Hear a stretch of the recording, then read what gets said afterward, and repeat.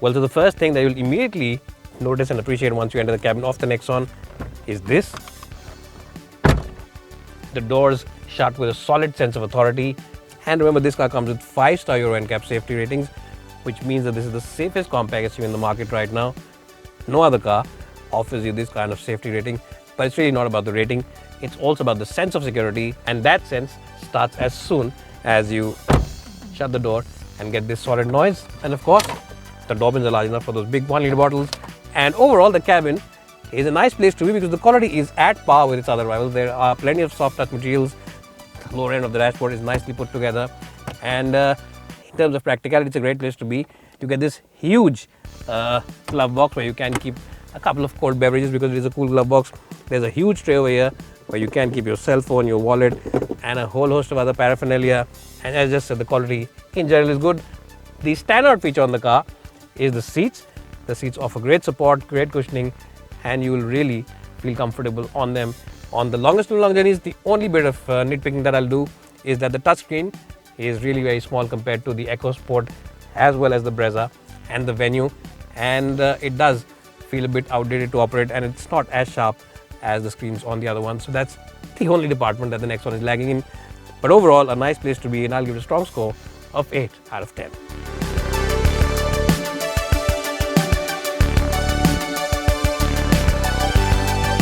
Well, so here I'm in the back seat of the Nexon. As you can see, headroom is more than sufficient. Legroom also is pretty decent. And remember, I always adjust the front seat for my height and my driving position.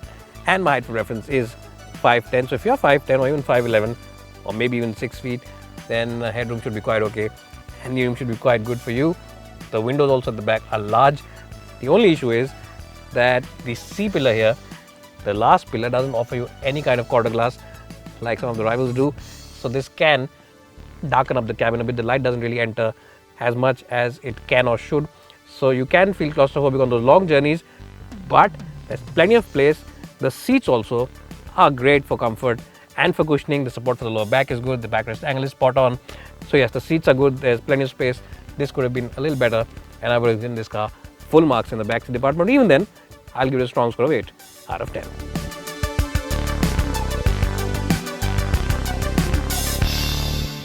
Well, so the boot on the Nexon is a nice and square shape, as you can see. There's a bit of a loading lip, but you can easily forgive it because I think this one will take in all those boxes without any issues. Remember, this is a compact SUV, so for a compact SUV which is under 4 meters in length, this boot is sufficient and it is well shaped. How is it for loading in those bags if your mother-in-law comes in? Well, I think no car can ever be sufficient for that because, you know, everyone's mother-in-law says, I'll come only for a week and stays a little longer. I'm sure you know what I'm trying to say.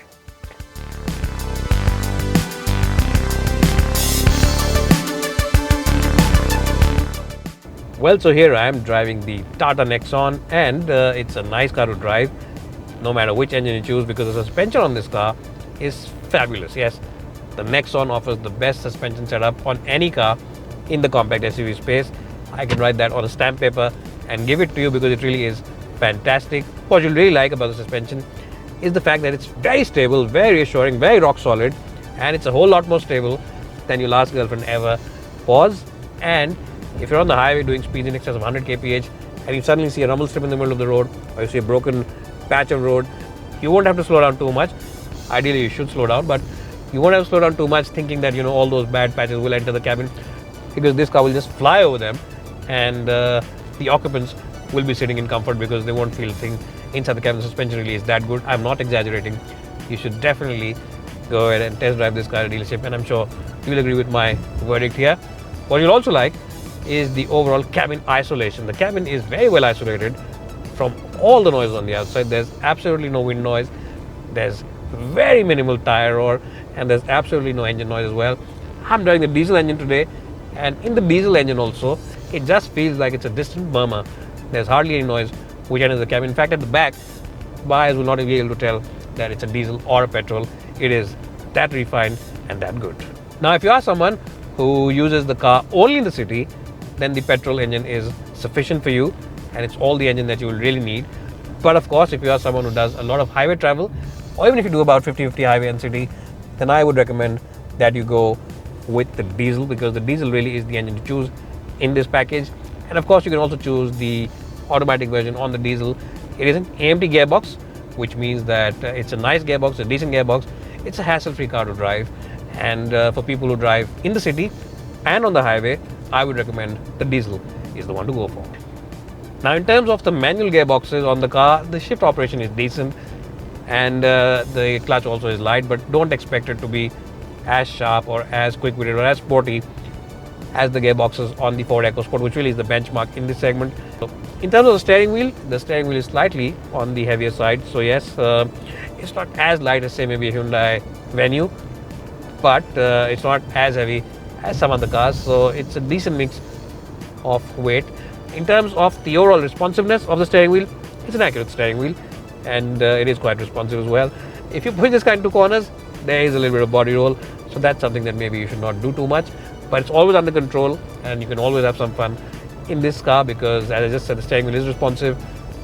The engine, the diesel engine especially, is responsive as well.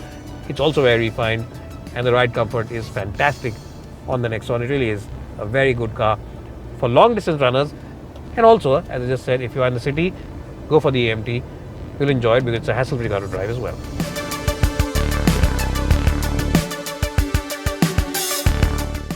Well, so overall, the Tata Nexon comes across as the safest compact SUV in the segment.